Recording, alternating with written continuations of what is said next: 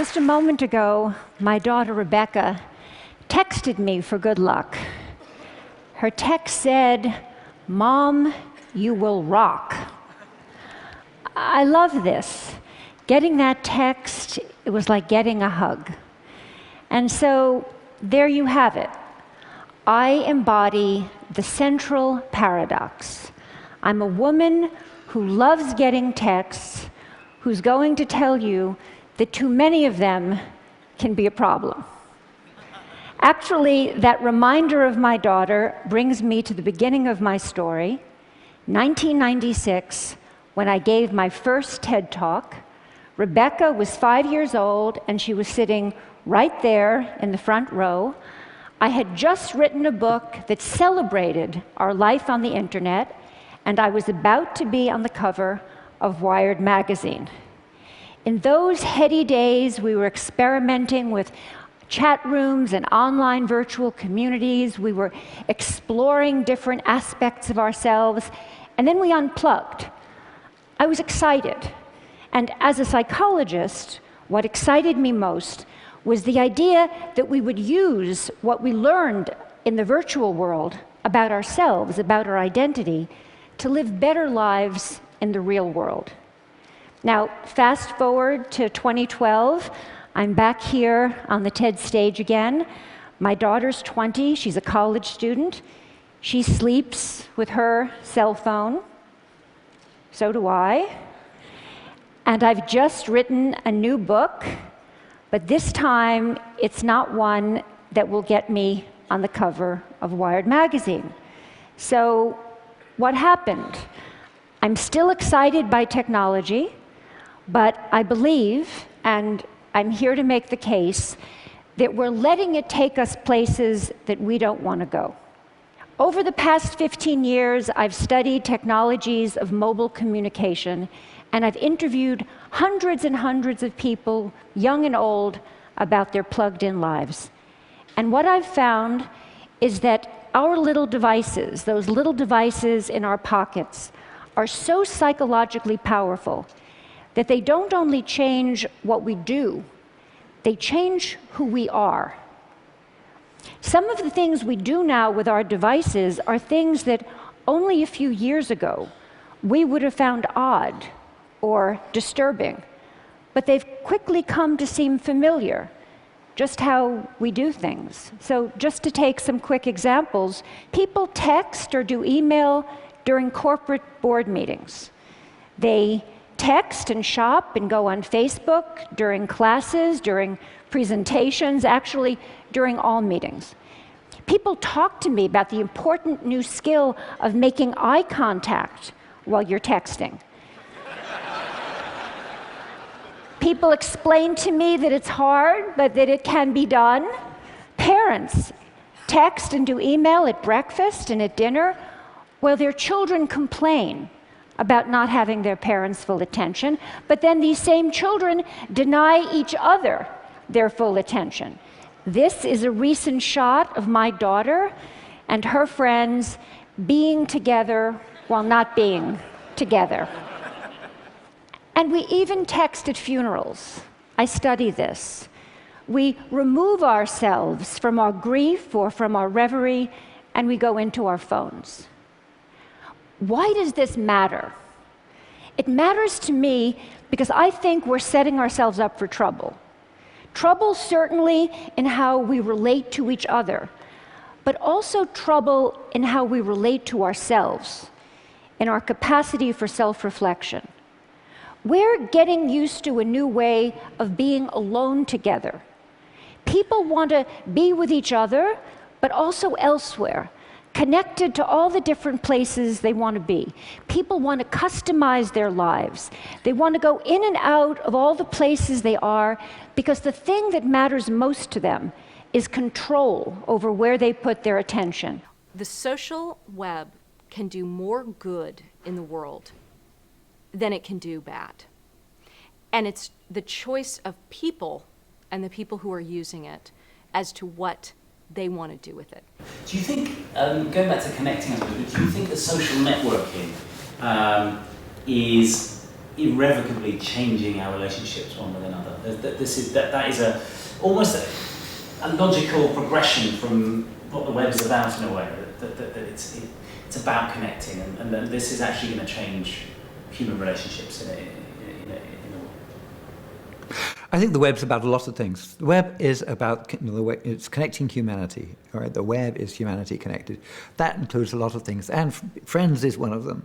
I think the social networking systems we have at the moment are, in a way, in their infancy.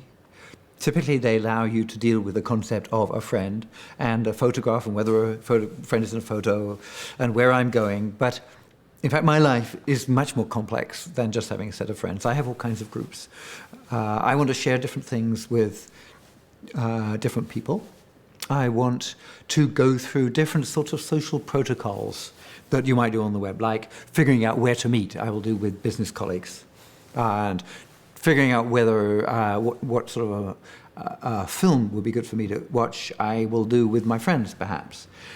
There are all kinds of different things that I do in different cases. I think that we'll end up with much more complicated things. I don't know whether we'll still call them social networking, but our interactions, as we interact through the web, I think will include more and more things I've called social machines, things where just like booking a meeting room, or organizing a trip, or building a photograph album, or for that matter, reviewing a scientific paper and deciding which one should be published. Things where people are doing the work, but the machinery of the web is allowing them to work, is actually doing the administration of linking them together into a bigger machine. It is the most empowering generational shift that has ever happened. First, it's all good. It's all good. I'll give you, when you get this kind of what seems like a virtuous cycle of more and more and more, but as we see what this generation looks like as it grows up with it, they're now a generation in retreat. They'll text, but they won't talk. One of the things that has been so, for somebody like me who does interviews and who believes in what you learn from the face, from, the philosophers tell us that we become human when we're confronted with another face through the voice, through the inflection of the voice. These kids don't want to see a face, they don't want to see a voice. They want to text. I think one of the things that has happened to the first generation of kids to grow up always being online, which by the way are my kids, they have never experienced dial-up or anything like that. They've always had always on. And what I've seen is they have a global awareness that was not present in my generation. They really feel as if this is one world. They also feel as if they are always connected to everyone else. There is a feeling of being connected that I did not have in my generation. And I think the third thing is that there is a sense of movement forward, the sense of going somewhere, of maybe you might call it progress, that I think was not present in previous generations. Look at the fact that you can be sitting in your pajamas on your couch and help drive, world peace. That is actually happening today. That's possible in a way that it was never possible before. Does it mean that people have shorter attention spans? Yes, but is that a bad thing? Maybe, depending on what your point of view is. But in terms of what it can actually enable socially, economically, and politically, I think that we should embrace and welcome social technology, not fear it. Throughout my life, books have played an important role in them, and I've always found it easy to immerse myself in a book and get engaged in an argument or a narrative. But a few years ago, as my use of the web kind of picked up, I found it much, much harder to sit down and engage with a book. After a page or two, my mind would start wandering. I'd kind of lose the focus, have to go back a page to reconnect with the argument. And at first, I thought, okay, maybe this is just general, age or something that's causing this. But what I noticed is that the sensation I had when I tried to read or really concentrate on anything was that my brain, my mind, wanted to behave the way it behaves when I'm at my computer or online. It wanted to check email. It wanted to click on links and jump from page to page. So it really, I began to make the connection that, in a really an unmistakable way, my use of the net was changing the way I think, in changing my ability to do things like concentrate or contemplate one particular piece of information or read through 100 pages of a book. And I began talking to other people, and many of them, not all of them, but many of them had a very, very similar, were suffering from a similar type of affliction. They felt that they had increasingly scatterbrained, and they wanted to be online, and they wanted to get information very, very quickly, and they didn't want to sit still and concentrate on anything. And in relation to that, do you think that there is a kind of a shift in terms of our expectations of privacy and the way we handle, I think it felt kind of, it probably still does for some bit unimaginable that you would kind of put a picture of yourself drunk or something at a party, or you wouldn't stick that on the wall outside your house. Probably, maybe you would, but lots of people are obviously happy to do that on social media sites and so on, and it's an even more public declaration. I think that social media is interesting. Would you stick a picture outside your house? No, probably not, but you are always framed in social media context in a world that you create. You don't have to accept people as your friends. You don't have to let the whole world see it. It's not really anonymous in the way that I think sometimes people get scared that it is. I think this all comes back to education, and it's all very well for me to sit here in my mid to late, can I bear it 30s. Actually, you need to look at what 11, 10, 9, 8-year-olds are doing and how they're interacting with technology. And for me, they're the people that both can teach us, but also need to be educated themselves. And this is where I agree with Tanya Byron's report about technology, that it's all good and to be embraced, but you have to underpin it with proper education about exactly those issues of identity and privacy.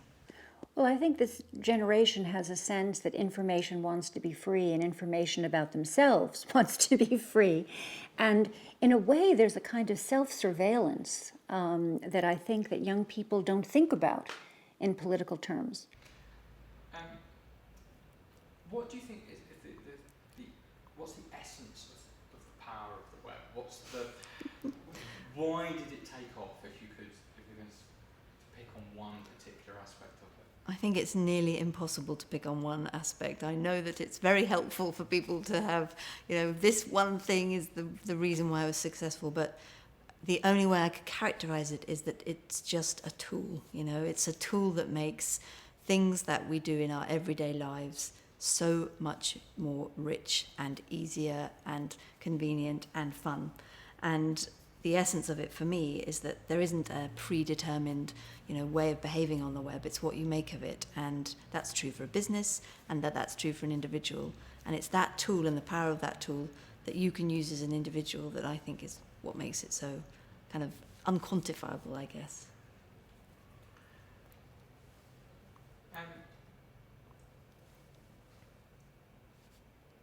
Again, this is probably an unfair question, but I'll ask it anyway. If you look back on 40 years from kind of the internet, 40 years ago the internet, now through to the web, do you think it tells us anything about human nature? And if so, what does it reveal? Yeah, I like the thought of whether the internet over 40 years tells us something about human beings. I'm a positive person and an optimistic person, and I think that the web has reinforced what I believe about human nature, was that it's good, and it's, when put together, it can create great things. I find the web a friendly place. I don't like this extremist view that the web is suddenly a danger zone where unpleasant people can more easily find their vulnerable targets. That's the extremities, as it always has been in every society, and as long as you educate to make people safe, I think the bulk of what happens in the web is interesting, exciting, supportive, fun, entertaining, and magic. Regardless of whether you think, social technology and the internet is good or bad, it is. This is what, the genie is out of the bottle. And I think that's an amazing thing.